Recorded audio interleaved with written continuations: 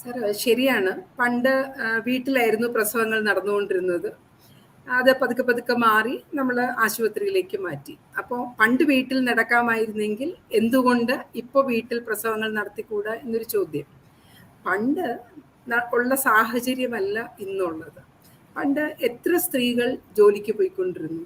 ഇപ്പോൾ ഒരുവിധം എല്ലാ സ്ത്രീകളും തന്നെ ഒരു കരിയർ ഓറിയൻറ്റഡ് ആയിട്ട് പോകുന്നവരാണ്. എല്ലാവർക്കും തന്നെ ജോലി വേണം എന്നാണ്. എല്ലാവർക്കും ഒരു ഫിനാൻഷ്യൽ സുസ്ഥിരത, സാമ്പത്തികമായ ഒരു നല്ല അടിത്തറ വേണം എന്ന് ആഗ്രഹിക്കുന്നവരാണ്. പണ്ടൊരു കൂട്ടുകുടുംബമായിരുന്നു. ഇഷ്ടംപോലെ കുട്ടികൾ ഒരു വീട്ടിൽ. ഇപ്പം എൻ്റെ തലമുറയിൽ തന്നെ ഒരു വീട്ടിൽ 5, 6, 7 ഒക്കെ കുട്ടികളുണ്ടായിരുന്നു. എൻ്റെ അമ്മയുടെ തലമുറയിൽ അത് 12 ആയിരുന്നു. ഇപ്പം അത് മാറി ഒരു കുട്ടി. നമ്മൾ രണ്ടാമത്തെ കുട്ടിക്ക് വേണ്ടി പറയുമ്പോൾ ഇത് മതി ഡോക്ടറെ എന്ന് പറയുന്നവരാണ് കൂടുതൽ ആൾക്കാർ. അപ്പോൾ ഒരു കുട്ടി മാത്രം വേണം എന്ന് പറയുമ്പോൾ നമ്മളുടെ വീട്ടിലെ അംഗങ്ങൾ വളരെ പരിമിതമാണ് എന്നുള്ളത് കൊണ്ട് എല്ലാവരും വളരെയധികം ബോധവാന്മാരും ബോധവതികളുമാണ് ഈ വരുന്ന കുഞ്ഞിൻ്റെ ആരോഗ്യത്തെ പറ്റിയും അമ്മയുടെ ആരോഗ്യത്തെ പറ്റിയും.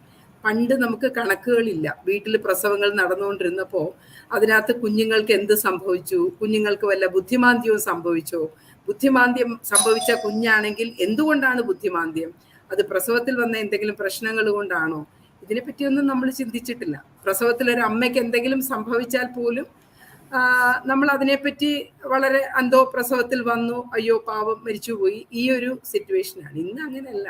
ഇന്ന് വളരെ അമ്മയ്ക്ക് എന്തെങ്കിലും സംഭവിച്ചു കഴിഞ്ഞാൽ അതൊരു വലിയ പ്രശ്നം തന്നെയാണ്. എല്ലാവർക്കും വളരെയധികം അറിയുന്ന കാര്യമാണ് ആരോഗ്യ സൂചികയും അമ്മമാരുടെ മരണവും മാതൃമരണവും ഒക്കെ. അപ്പൊ പണ്ട് അതിനൊന്നും കണക്കുകളില്ലായിരുന്നു. ഇന്ന് എല്ലാത്തിനും കണക്കുകളുണ്ട്. എല്ലാവരും ഒരു പ്രസവം അമ്മയും കുഞ്ഞും സുഖമായിട്ടിരിക്കണം എന്ന് ആഗ്രഹിക്കുന്നു.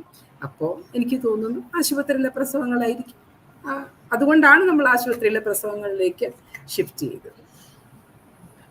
ഞാൻ ആക്ച്വലി ഇങ്ങനെ ഇന്റർനെറ്റിൽ നോക്കിയപ്പോൾ കണ്ട കുറച്ച് കണക്കുകളുണ്ട്. അതായത് ഇപ്പോൾ ലോകമെമ്പാടും എടുത്ത് നോക്കുകയാണെന്നുണ്ടെങ്കിൽ, അതായത് ഗ്രീൻ എന്ന് പറയുന്നത് 1 മുതൽ 19 വരെ ജനിക്കുമ്പോൾ അമ്മ മരിക്കുന്ന കേസും, അതുപോലെ ഏറ്റവും കൂടിയത് ആ ചുവപ്പ് നിറത്തിൽ അടയാളപ്പെടുത്തിയിരിക്കുന്നതാണ്. അപ്പൊ ഇന്ത്യയുടെ ഒരു സ്റ്റേറ്റസ് പൊതുവെ നോക്കിക്കഴിഞ്ഞാൽ ഒരു മഞ്ഞയായിട്ടാണ്. ബാക്കിയുള്ള രാജ്യങ്ങളെ വെച്ച് നോക്കുമ്പോൾ ഒരു എന്താ പറയുക, ഒരു 100 മുതൽ 299, അതായത് 1,00,000-ൽ ഒരു 100 മുതൽ 299 പേര് അമ്മയോ കുഞ്ഞോ മരിക്കുന്നതായിട്ടുള്ള, അല്ലെങ്കിൽ അല്ല അമ്മ മരിക്കുന്നതായിട്ടാണ് കാണുന്നത്.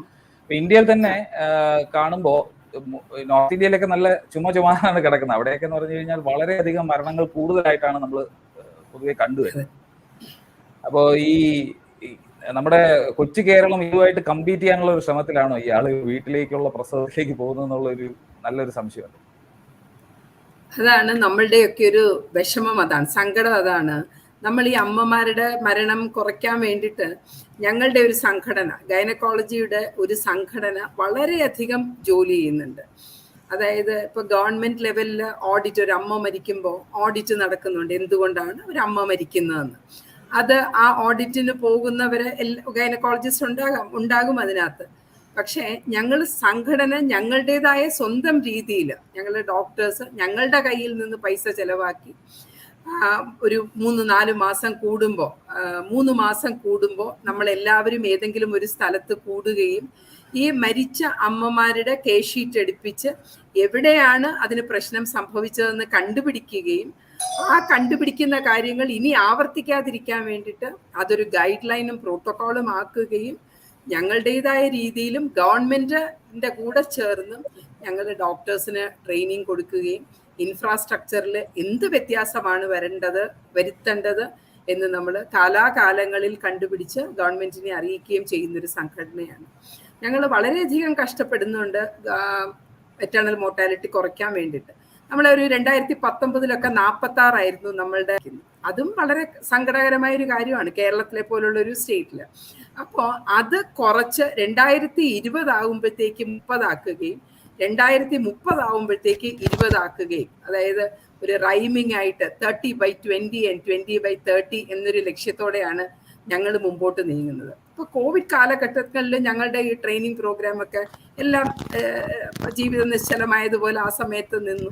ഞങ്ങളത് തിരിച്ച് കൊണ്ടുവന്നുകൊണ്ടിരിക്കുകയാണ്. അപ്പം നമ്മൾ വളരെ കഷ്ടപ്പെട്ട് അമ്മമാരെയൊക്കെ അങ്ങോട്ട് മരണത്തിന് വിട്ടുകൊടുക്കാതെ നോക്കുമ്പോൾ ഇത് തനിയെ തന്നെ അതിനകത്തേക്ക് ഇറങ്ങി പോകുന്ന നമുക്കെല്ലാവർക്കും വളരെ ദുഃഖകരമായ ഒരു അവസ്ഥയാണ്.